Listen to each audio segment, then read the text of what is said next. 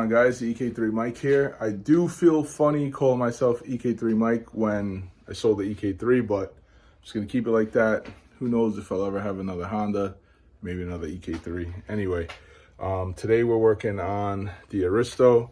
We got some arms that need new bushings. Check it out.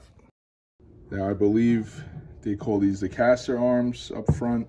Correct me if I'm wrong, but these need some replacing, and I'm going to show you why.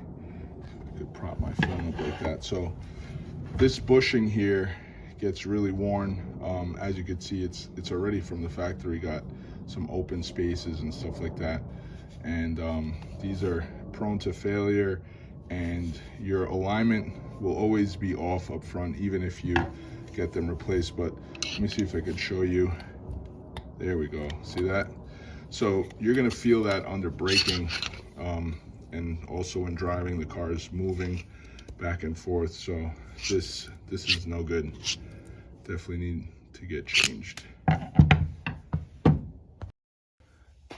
This is where these bad boys come in. These are from Serialnine. These are a poly bushing that need to get pressed in. You do have to realize that this is the part number here. There's a difference in the years. So I have an Aristo, it's a 98. Going by what they showed on the website, this is the part that I got. If you have a different year, GS or Aristo, it might need a different bushing, so just be aware of that. But let's open them up and see what it looks like. So right away, you could see how solid these are. I mean, there are no gaps like there are from the factory. Like I said, these do need to get pressed in. You have your grease, you have this right here, the collar, which is going to get pushed in there, and that's about it. It's super simple.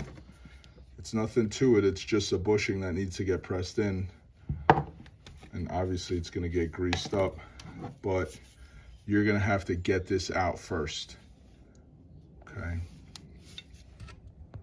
Just want to show you how I took the arm off. Very simple. I think it does help if you have a aftermarket suspension on the car. There's no real droop on the tire from the wheel hanging off. Your suspension is kind of higher up or shorter when you have the aftermarket setup. So as you can see, I got some beefy coils there. But anyway, just to show you what it looks like, this arm is still in. You have two 19s here that you're going to want to remove. This is the actual bar, okay, and it goes here. Sorry, trying to focus, and there it is right there. So you're going to remove three 14 millimeters. 1, 2, 3. I'm sorry, 1, 2, 3. And once these are out, you're going to get a 19. Now, I would use a breaker bar to get them loose, and then you could use a gun if you want, but it's going to be 19. These are going to be 19s. I spray a little WD-40 in there as well on the other side, and I used a, geez, of course it's going to escape me now, but anyway, I used a pry bar to get it out. So let's check the other side because it's out already. So this is what it looks like when it's removed. There's actually this diesel stud sticking out here where your bushing goes up, and then the arm would go over and sit right in here. These are where the two bolts were, the 19 millimeters. So once I removed these two, this was fairly easy to come out. You just kind of turn it, it wants to fall out, so not bad. So Serialnine put out a great video, very simple. What you're gonna do is you're gonna take your Sawzall and you're gonna cut in here. You're gonna get the bit in here where you're able to cut this into this metal collar. Obviously not this piece, but you're gonna cut this collar of the bushing. And once it's cut, it's gonna relieve the pressure, and you're gonna be able to knock it out with a hammer and a chisel. And they recommend the Diablo bit, so I ordered 2 of those on Amazon. They were to say like $11. They weren't cheap at all. They're a metal cutting bit. I'm sure anything will do, but I said, let me go with what they recommend. So let's go ahead and take this old bushing out. So what I did first is I said, let me get this out.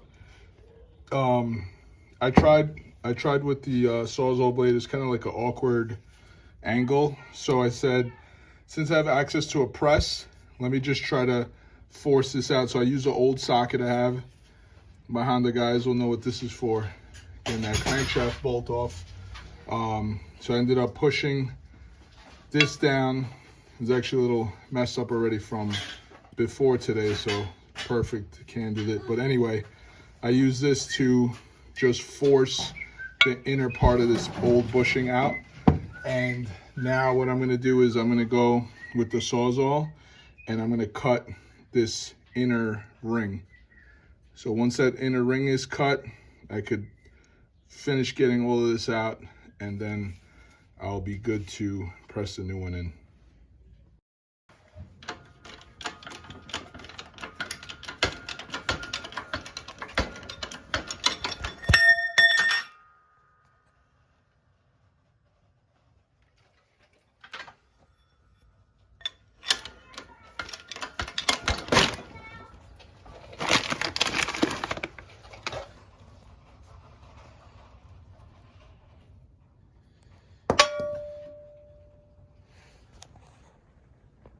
Thanks to my helper, Mikey over here, I was able to get these in. Now what I want to show you is these collars go in a certain way.